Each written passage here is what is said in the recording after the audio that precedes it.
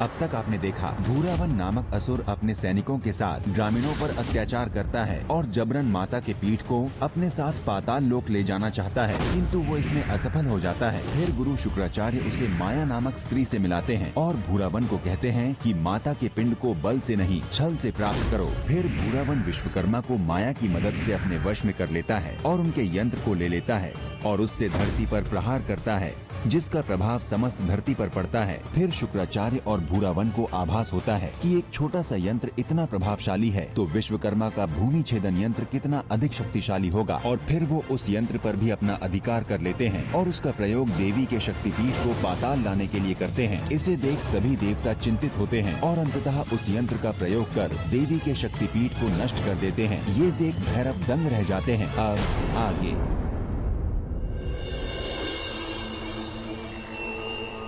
मेरा नमन स्वीकार कीजिए देवी। यहाँ पाताल लोक में आपका स्वागत है, अन्यथा आपको यहाँ पर लाकर मैं अपना संकल्प पूर्ण करने में सफल हो गया देवी।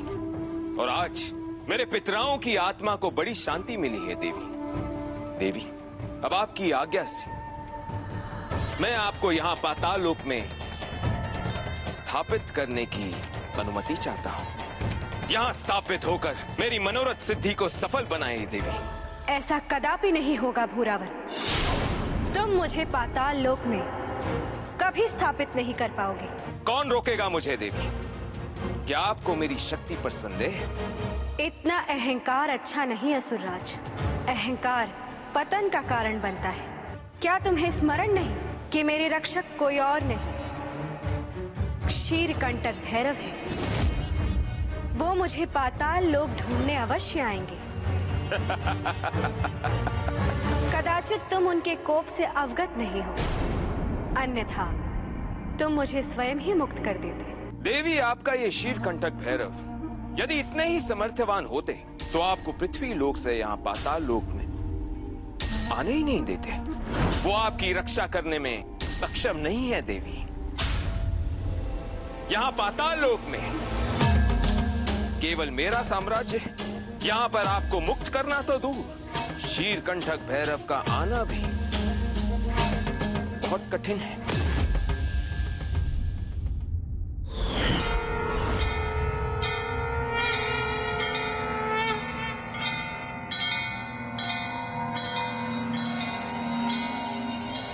मैं क्षीरकंटक भैरव ये अखंड संकल्प लेता हूँ कि मैं जगत कल्याणी मातेश्वरी को कुशलता पूर्वक पाताल से लेकर आऊंगा।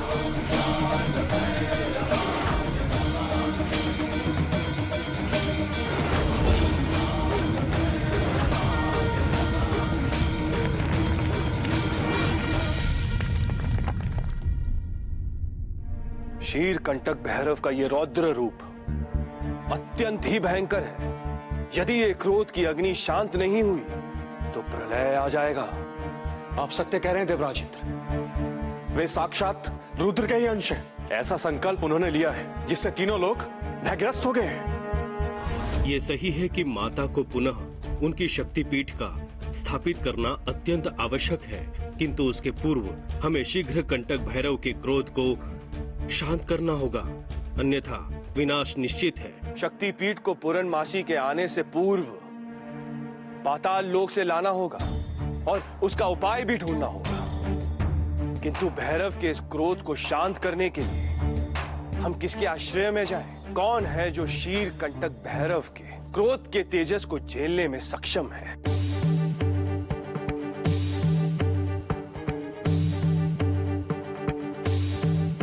गुरुदेव, मुझे लगता है कि आप में विवेक भी है और धैर्य भी।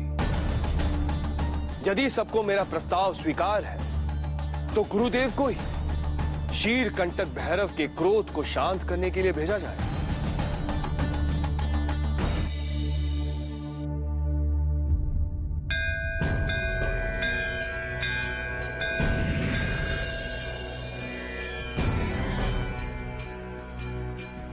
क्षीरकंटक भैरव, शांत हो जाइए।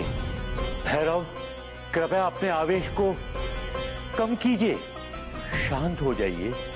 क्षमा याचना हो तो कुछ कहूं। क्षीरकंटक भैरव, आप तो सर्वज्ञाता हैं। जो कुछ हुआ अच्छा नहीं हुआ, किंतु इसमें भी मातेश्वरी की ही कोई लीला होगी। वो तो सर्वशक्तिमान है, उनकी इच्छा के विरुद्ध उन्हें कौन ले जा सकता है? क्षमा करें गुरुदेव, मेरा क्रोध संसार के लिए नहीं है, मैं माता की रक्षा करने में असमर्थ रह गया। शीरकंटक भैरव, क्रोध पहले स्वयं को भस्म करता है, फिर अन्य को। मैं आपसे विनम्र निवेदन करता हूं कि सर्वप्रथम अपने क्रोध को शांत कीजिए। हम सब देवतागण मातेश्वरी को शक्तिपीठ में लाने में आपका सहयोग करेंगे। रावण का अंत मेरे हाथों निश्चित है। मैं पाताल लोक को अग्नि में भस्म कर दूंगा। निश्चित देव, किंतु मैं आपको अवगत करा दूं कि असुरराज भूरावण को ऐसा वरदान प्राप्त है जिससे उसकी मृत्यु सहजता से नहीं हो सकती। मैं आपसे सत्य कह रहा हूं, असुरराज भूरावण की मृत्यु का रहस्य उसके पूर्व जन्म से संबंधित है। मैं अपनी योग शक्ति के द्वारा उसके पूर्व जन्म का तनिक अवलोकन कर लेता हूं।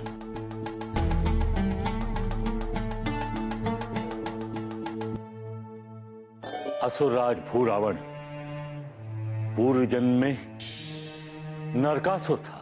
उसकी मृत्यु का रहस्य द्वापर में ही छुपा है। उसका जन्म द्वापर युग में हुआ था। इसका तात्पर्य यह हुआ कि उसकी मृत्यु का रहस्य भी द्वापर युग में ही मिलेगा। इस रहस्य को उजागर करने का कोई तो उपाय होगा गुरुवर। इसमें भगवान विश्वकर्मा आपका सहयोग करेंगे।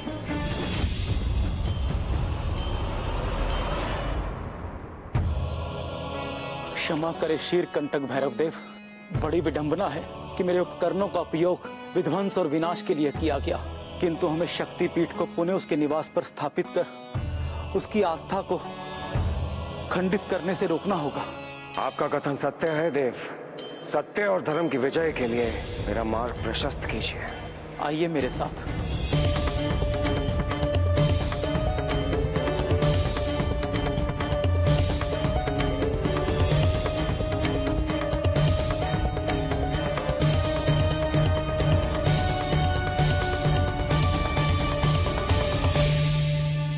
ये मेरे द्वारा निर्मित समय चक्र है। आप इसके माध्यम से किसी भी समय काल या युग में जा सकते हैं। किंतु स्मरण रहे, ये समय चक्र भी काल के नियमों से बंधित है। यदि आप समय चक्र के जिस युग में प्रवेश कर रहे हैं उससे वापस ना आ पाए तो आप सदा सदा के लिए उसी समय चक्र में फंस जाएंगे। इसलिए सावधान रहिएगा और समय रहते ही वापस लौट आइएगा।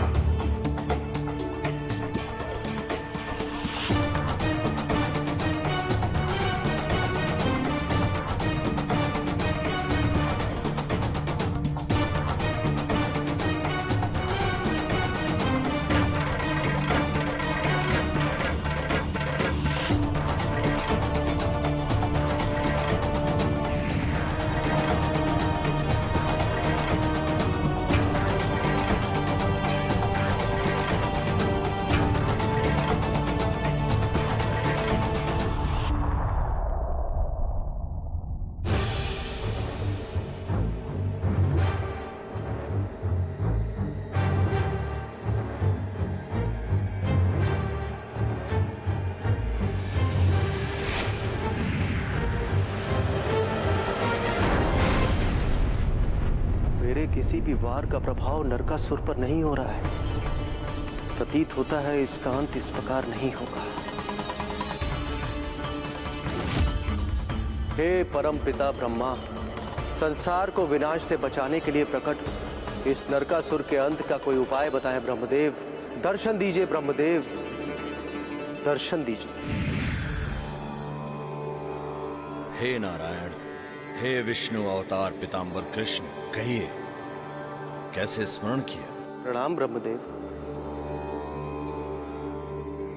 इस दुष्ट नरकासुर ने संसार में उत्पात मचा रखा है ब्रह्मदेव। संसार की रक्षा के लिए इसका अंत करना अति आवश्यक है, किंतु मेरा प्रत्येक अस्त्र निष्फल सिद्ध हो रहा है। अब आप ही कोई उपाय बताएं ब्रह्मदेव। हे कृष्ण, नरकासुर का अंत संभव नहीं है, क्योंकि नरकासुर को शत जीवन प्राप्त है। सैकड़ों बार मरकर भी नरकासुर पुनः जीवित हो जाएगा। ऐसा न कहें ब्रह्मदेव, इस भीषण युद्ध को समाप्त करने के लिए नरकासुर का अंत अति आवश्यक है, अन्यथा संसार को इस युद्ध की त्रासदी झेलनी पड़ेगी।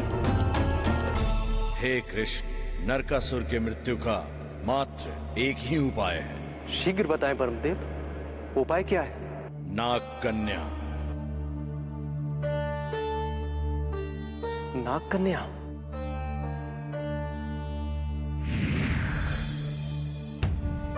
नाग कन्या अर्थात सत्यभामा। सत्यभामा बनेगी नरकासुर की मृत्यु का कारण।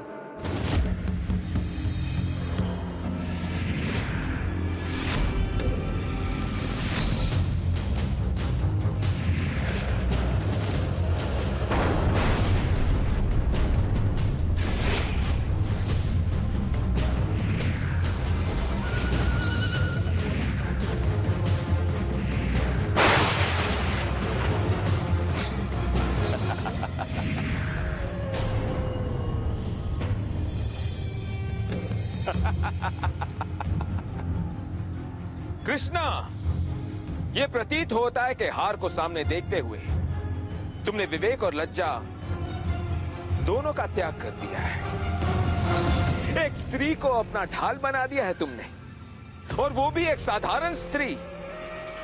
किंतु ये साधारण स्त्री तुम्हें बचा पाएगी? ये भ्रम है तुम्हारा।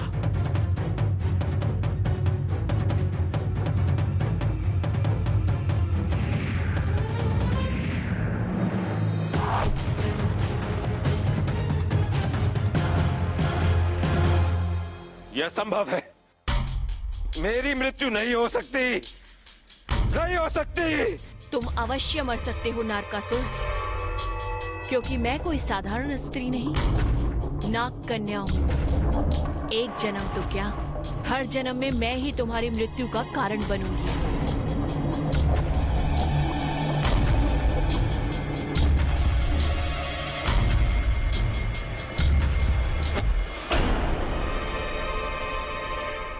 तो ये है नरकासुर की मृत्यु का रहस्य।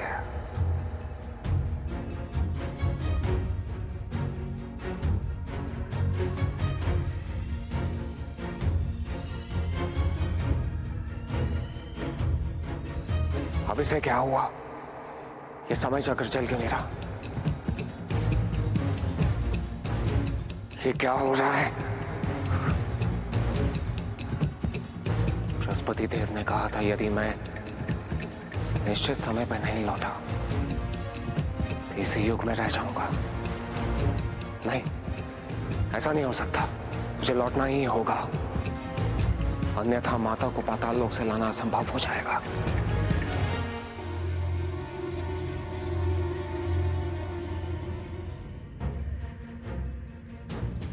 विश्वकर्मा जी, बहुत समय व्यतीत हो गया, संध्या ढलने को है, किंतु क्षीरकंटक भैरव अभी तक नहीं लौटे हैं। उन्हें लौट आना चाहिए था। कहीं क्षीरकंटक भैरव द्वापर युग में तो नहीं रह गए? ऐसा ना कहिए विश्वकर्मा जी, क्षीरकंटक भैरव का लौटना अत्यंत आवश्यक है। माया, तुमने वो कार्य किया है जिसकी प्रशंसा शब्दों में नहीं की जा सकती। तुमने समय चक्र को ऐसा बिगाड़ा है कि वो क्षीरकंटक भैरव द्वापर युग में फंस चुका है। सूर्यास्त होने वाला है। यदि सूर्यास्त हो गया तो मैं यहीं पर रह जाऊंगा। मुझे शीघ्र ही यहां से निकलना होगा। हे देवी, हे मातेश्वरी, अब आप ही हैं जो मुझे इस संकट से उबार सकती हैं। कृपया मेरी सहायता कीजिए। ओम भूत्रा देवीयै नमः।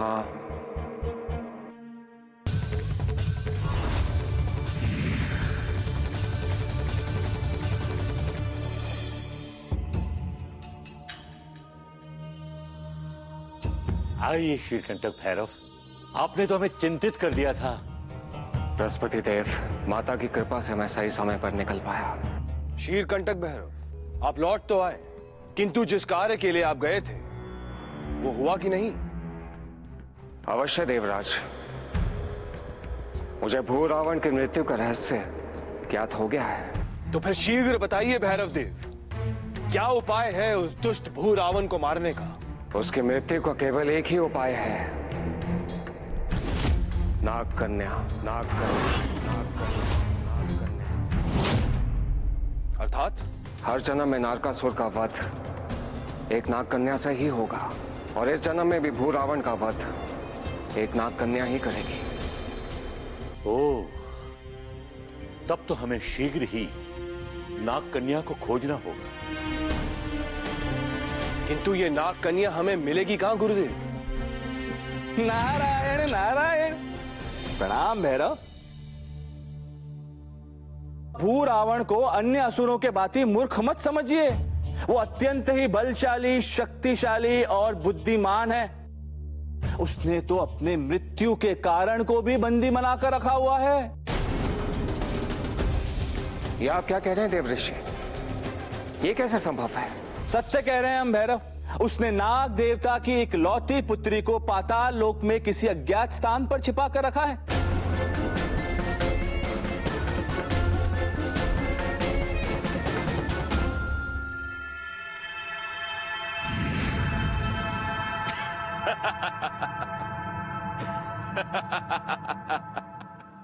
शीरकंटक भैरव, अब आपको समझ में आ गया, देवी की विधि का विधान जो होना है वो होकर रहता है। हमें मात्र कर्म ही करना होता है। तो ये है देवी की लीला। इसका अर्थ है कि ये जो कुछ भी घट रहा है, इसकी जानकारी देवी को पहले से ही थी।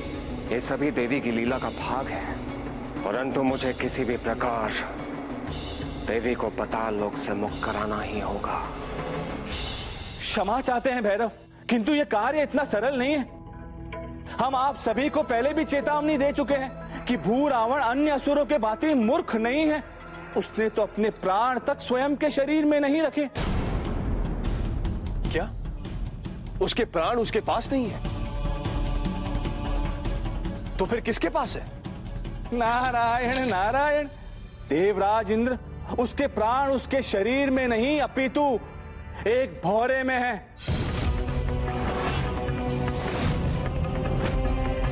हाँ, एक भौरे में।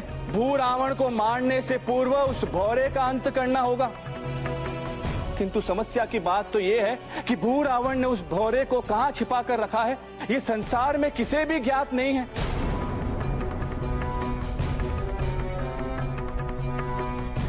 नारायण नारायण, वो भौरा एक ऐसे पिंजरे में बंद है जो एक ऐसे धातु से बनाया गया है जो अभेद्य है, जिसे ना अग्नि से जलाया जा सकता है और ना ही किसी अस्त्र या शस्त्र से तोड़ा जा सकता है। तो क्या उस पिंजरे को भेदने का कोई उपाय नहीं है देवऋषि? नारायण नारायण, हे भैरवनाथ, इस संसार में ऐसी कौन सी समस्या है जिसका समाधान न हो? तो फिर बताइए देवऋषि। वो पिंजरा मात्र अपनी कुंजी से ही खुलेगा, और वो कुंजी पाताल लोक के एक ज्वालामुखी में कहीं छिपी हुई है। वो कुंजी एक चमत्कारी पदार्थ से बनी हुई है जो उस पिंजरे की दिशा की ओर इंगित करती है। तो सबसे पहले हमें उस नाग कन्या को मुक्त कराना होगा, फिर उस कुंजी को खोजना होगा, तभी हम पिंजरे तक पहुंच पाएंगे। और उस पिंजरे से भंवरे को निकालकर उसका वध करना होगा, तभी भू रावण का अंत संभव है। किंतु इतना समय कहां है हमारे पास शीरकंटक भैरव? नारायण नारायण, देवराज इंद्र, यदि आपके पास समय होता तो भी आप सरलता से भू रावण का अंत नहीं कर सकते थे। सरल? आप इसे सरल कह रहे हैं देवऋषि? सरल ही तो है भैरवनाथ, अब तक सरल ही तो है।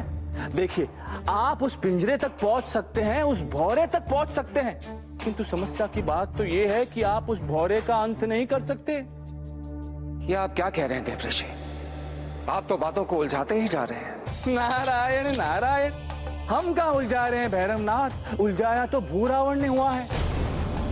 हम तो इस गुत्थी को सुलझाने का प्रयास कर रहे हैं, किंतु सत्य तो ये है कि भूरावण की मृत्यु की श्रृंखला में एक और महत्वपूर्ण कड़ी शेष है। अब और क्या शेष है देवऋषि? यही कि उस भौरे की मृत्यु किसी साधारण अस्त्र या शस्त्र से नहीं, अपितु भूरावण के पिता असुर मही रावण के मस्तिष्क की हड्डी से ही होगी।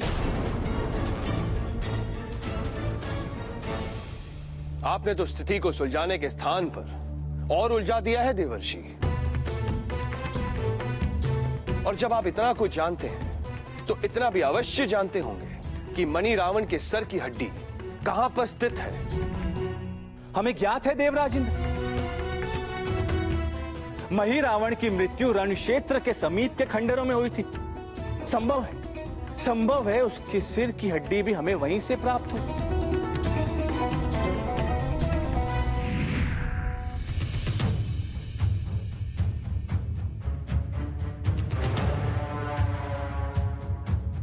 तो यही वो रण क्षेत्र है, इसी जगह पर उसकी मृत्यु हुई थी। संभव है उसके शरीर के अवशेष भी यहीं कहीं होने चाहिए। देवताओं, इस रण क्षेत्र के कोने कोने में खोजिए, कोई भी स्थान शेष न रहे। हमें मणि रावण के अवशेष किसी भी मूल्य पर चाहिए। देवताओं का मार्गदर्शन कीजिए देवर्षि। अवश्य देवराजेंद्र, आइए। ये देवता सोचते हैं कि वो भू रावण को मार सकते हैं, किंतु उन्हें इस बात का ज्ञात ही नहीं है कि मेरी मृत्यु एक ऐसा मायाजाल है जिसके पग पग में एक पहेली, एक को सुलझाओ तो दूसरी खड़ी हो जाती है। अरे देवताओं, कितनी पहेलियां सुलझाओगे? पहले इस मायाजाल से निकलने का प्रयास तो कीजिए देवताओं। मेरा हित करना तो बहुत दूर की बात है। भूरावण, जब तक देवता और शीरकंटक भैरव उस भूल भुलैया में फंसे हैं, हमें अपना अनुष्ठान पूर्ण कर लेना चाहिए। अब अमावस्या में एक पहर का समय शेष है। अवश्य गुरुवर। एक बार शक्तिपीठ की स्थापना पाताल लोक में हो गई तो फिर देवी हमारी हर मनोकामना पूर्ण करने के लिए बाध्य होगी और तुम तीनों लोकों के स्वामी हो गए।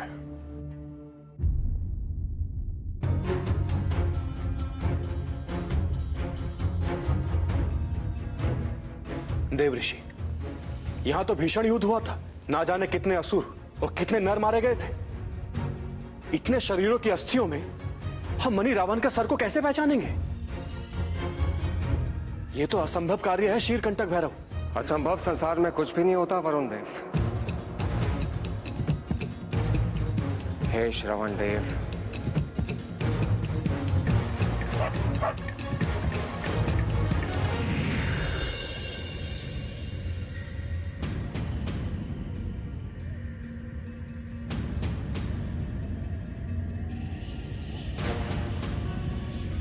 श्वान देव, संसार पर घोर संकट आया हुआ है और उस संकट का अंत करना अति आवश्यक है। इसलिए आपसे अनुरोध है कि आप मही रावण के सर को खोजने में हमारी सहायता करें। हमारे पास समय बहुत ही कम है, इसलिए हमें शीघ्रता करनी होगी।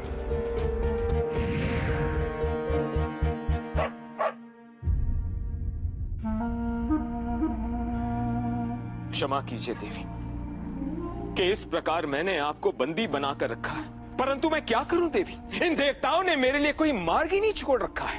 क्षमा कीजिए देवी, और शक्तिपीठ को पाताल लोक में स्थापित करने के लिए मुझे आशीर्वाद प्रदान करें। भूरावण, तुम्हें तुम्हारे पूर्वजों के कारण वरदान प्राप्त था, किंतु तुम्हारे अहंकार ने तुम्हें दुष्ट और अत्याचारी बना दिया है। यदि मैं अपने वचन से बाध्य न होती तो बहुत पहले ही तुम्हारा अंत कर चुकी होती। चले जाओ यहाँ से, मैं तुम्हें कभी आशीर्वाद नहीं दूंगी। हाँ, हूं मैं अहंकारी, और क्यों ना करूं मैं अहंकार। मैंने अपने तप से अपनी शक्तियां प्राप्त की हैं और हर जन्म में अपने पराक्रम से युद्ध जीते हैं, किंतु हम असुरों पर आपकी कृपा कभी नहीं हुई। आपने हमें कभी योग्य नहीं समझा। इसका कारण असुर स्वयं है भूरावन। उनके लालच और दुर्भावनाओं ने उन्हें विश्वास के योग्य ही नहीं छोड़ा।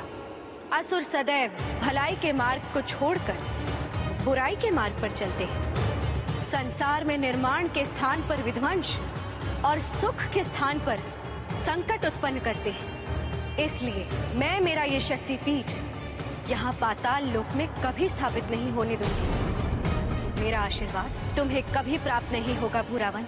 तो ठीक है देवी, मैं भी देखता हूँ कि मुझे शक्तिपीठ को स्थापित करने से कौन रोकता है।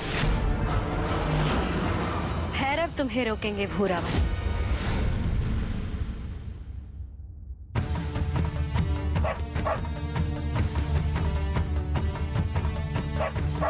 हे शीरकंटक भैरव, अब आप ही शक्तिपीठ की रक्षा कर सकते हैं। शीघ्र आइए। देवी, मेरे रहते शक्तिपीठ का कोई अहित नहीं हो सकता। मैं शीघ्र ही आपको मुक्त कराऊंगा।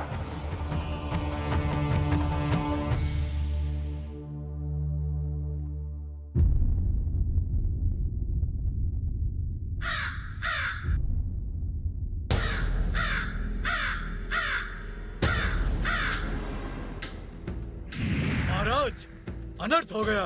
देवताओं ने आपके पिता की अस्थियों को खोज लिया है।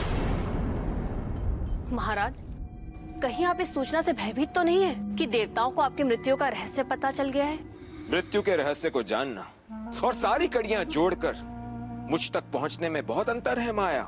मुझे मारना असंभव है। ये पाताल लोक है और मैं यहाँ का अधिपति हूँ।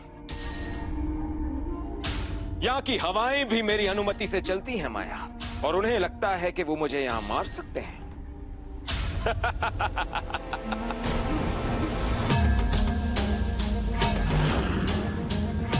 किंतु तुम्हें मेरे मृत्यु का रहस्य कैसे पता चला माया?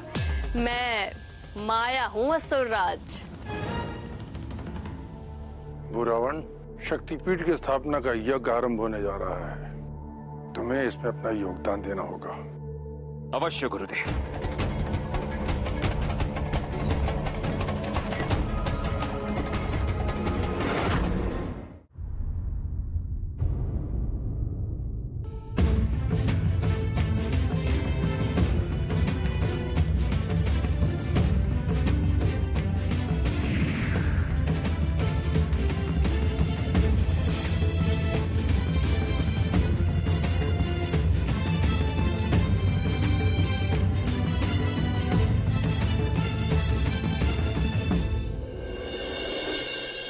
हम शपथ लेते हैं कि जब तक शक्तिपीठ पुनः अपने स्थान पर स्थापित नहीं होगा, तब तक हम विश्राम नहीं करेंगे। आज से हमारा हर क्षण, हर विचार, हर प्रयास शक्तिपीठ की पुनर्स्थापना के लिए होगा। नारायण नारायण, आपने संकल्प तो ले लिया है देवगण, किंतु पाताल लोक में आने वाले संकटों का आपको आभास नहीं है। हम तो मात्र इतना कहना चाहेंगे कि आप सतर्क रहिए, सावधान रहिए। कुछ भी हो देव ऋषि, हम शक्तिपीठ को सुरक्षित लाने के लिए संकल्पित हैं।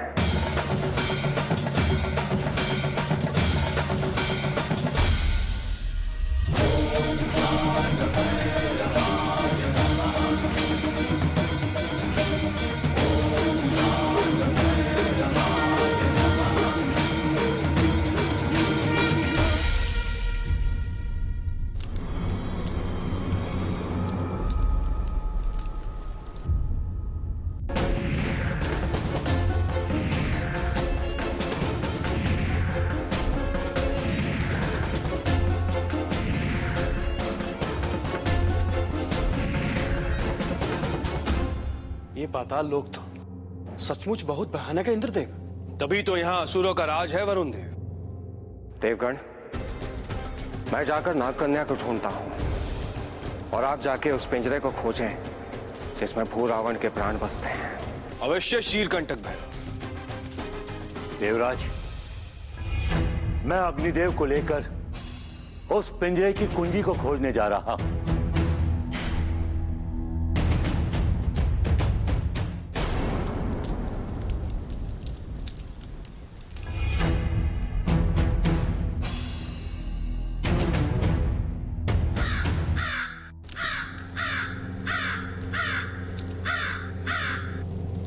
कागासुर का संकेत बताता है कि देवता पाताल लोक में पहुंच चुके हैं गुरुदेव। इससे पूर्व कि वो शीर कंटक भैरव यहाँ आकर इस यज्ञ को खंडित करे, हमें शीघ्रता से यह अनुष्ठान पूर्ण करना होगा। एक बार शक्तिपीठ की स्थापना हो गई तो फिर कोई असुरों का कुछ अहित नहीं कर सकता।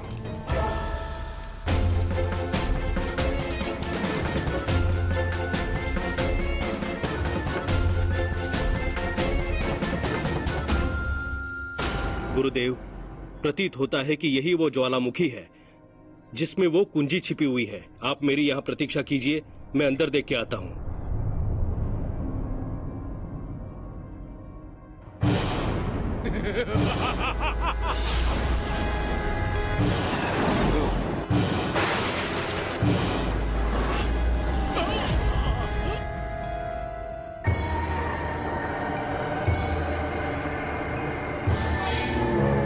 शीघ्र ही कुछ कीजिए देव विश्वकर्मा।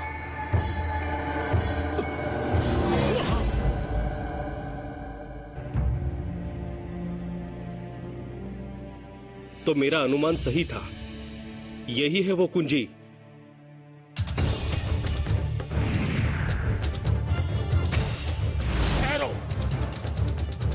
गुरुदेव, आप कुंजी संभालिए, मैं इसे संभालता हूं।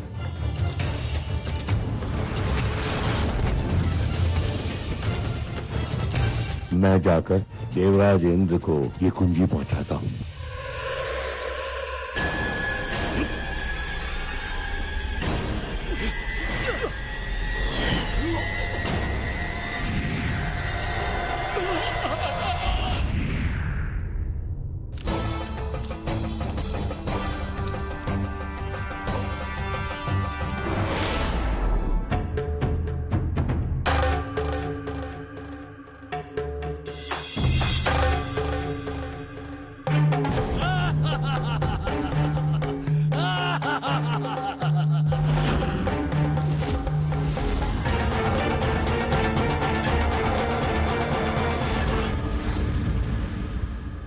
प्रतीत होता है नसुरों की दृष्टि क्षीण है, परंतु इनकी ग्रहण शक्ति अधिक प्रबल है।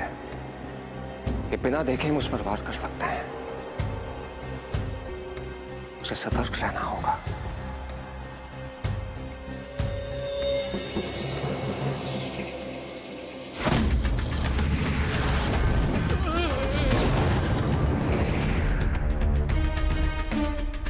समय बहुत तीव्रता से भाग रहा है, अब मैं और समय नष्ट नहीं कर सकता। अब बिल्कुल समय नहीं है, हमें शीघ्रता से बलि की तैयारी करनी है। जो आ गया गुरुदेव। ये प्रकाश की किरणें मुझे अपने गंतव्य की ओर ले जाएंगी। ये प्रकाश की किरणें तो मुझे इसी क्षेत्र का संकेत दे रही थी देवराज। किंतु यहां तो कोई भी पिंजरा नहीं है गुरुदेव।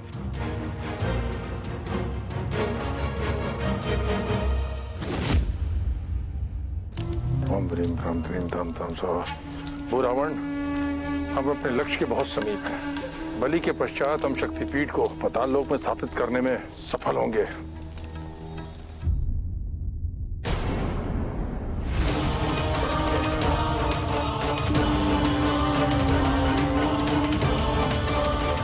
ऊर्जा का वेग कैसे है जो मुझे अपनी ओर खींच रहा है।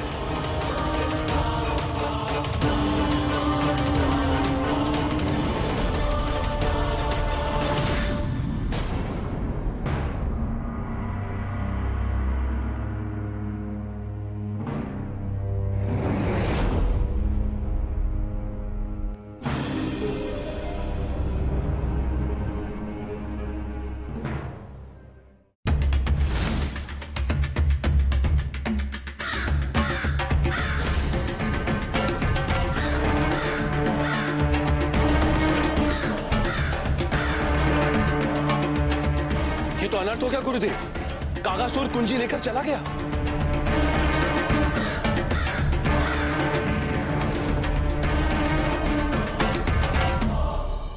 ये तो असाध्य और अकाट्य प्रतीत होता है। हमें सम्मिलित प्रयास करना होगा।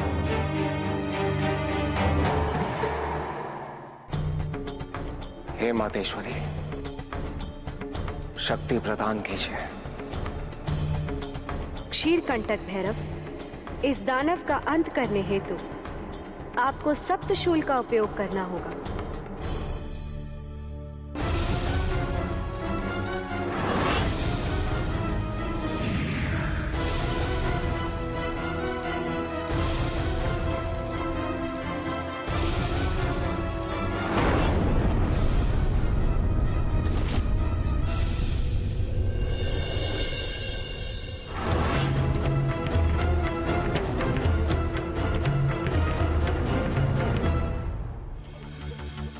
सारे यत्न कर लिए, फिर भी इस पिंजरे को तोड़ना असंभव प्रतीत होता है। ऐसे हम हताश नहीं हो सकते गुरुदेव। हम तीनों की संगठित ऊर्जा से पिंजरा खंडित हो सकता है।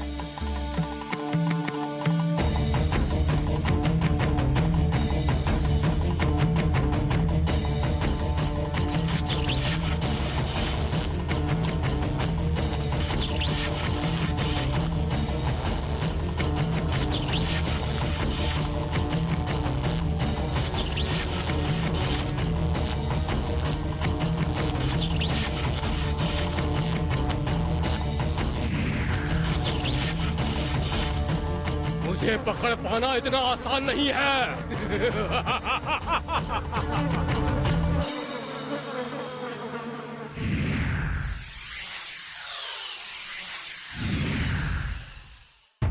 हे देव, आपने मुझे बंधन से मुक्त किया है। जान सकती हूँ आपका परिचय क्या है? मैं शक्तिपीठ का रक्षक क्षीरकंटक भैरव हूँ और असुर राज भूरावण से शक्तिपीठ की रक्षा करने हेतु यहाँ आया हूँ। असुर राज के पाप का अंत करने के लिए मुझे आपकी सहायता चाहिए। इतने शक्तिशाली असुर भूरावण का अंत करने में मैं आपकी क्या सहायता कर पाऊंगी?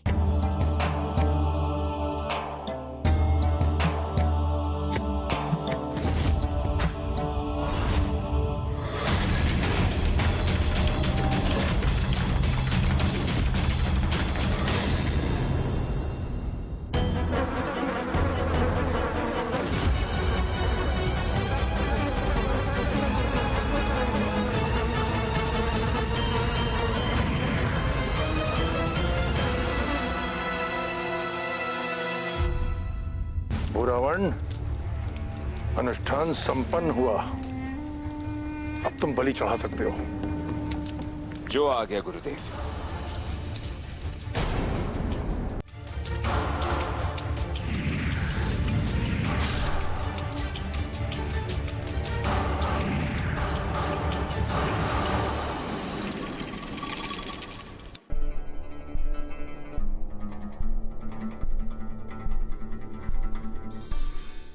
वो देखिए, उस काले पर्वत की चोटी पर भूरावण शक्तिपीठ की स्थापना के लिए पूजा कर रहा है। हमें शीघ्र वहां पहुंचना होगा। क्षमा कीजिए क्षीरकंटक भैरव, आप अपना दायित्व तो निभा रहे हैं और मैं अपना कर्म निभा रही हूं।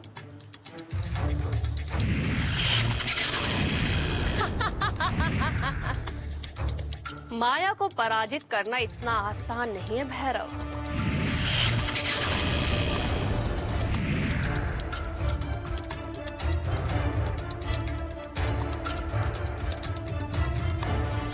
ये क्या? मेरी माया का प्रभाव क्यों नहीं हो रहा है? ये नहीं हो सकता।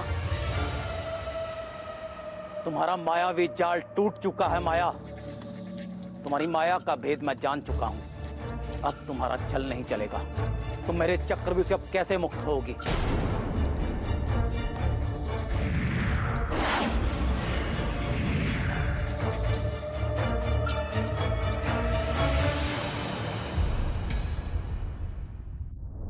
शीघ्रता करो भूरावण, इसके रक्त की आहुति देकर अनुष्ठान संपन्न करो। इसी के साथ शक्तिपीठ की स्थापना सफल हो जाएगी।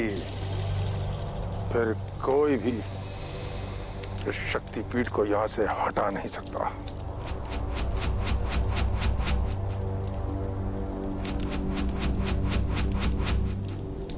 रुक जाओ भूरावण, यदि जीवित रहना चाहते हो तो शक्तिपीठ को छोड़ दो,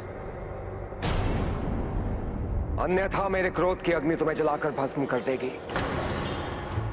मेरी मृत्यु संभव नहीं है शीरकंठक भैरव, तुम ये दाव हार चुके हो। अब तुम अपनी आंखों से शक्तिपीठ की स्थापना होते हुए देखोगे और मैं बनूंगा तीनों लोकों का स्वामी।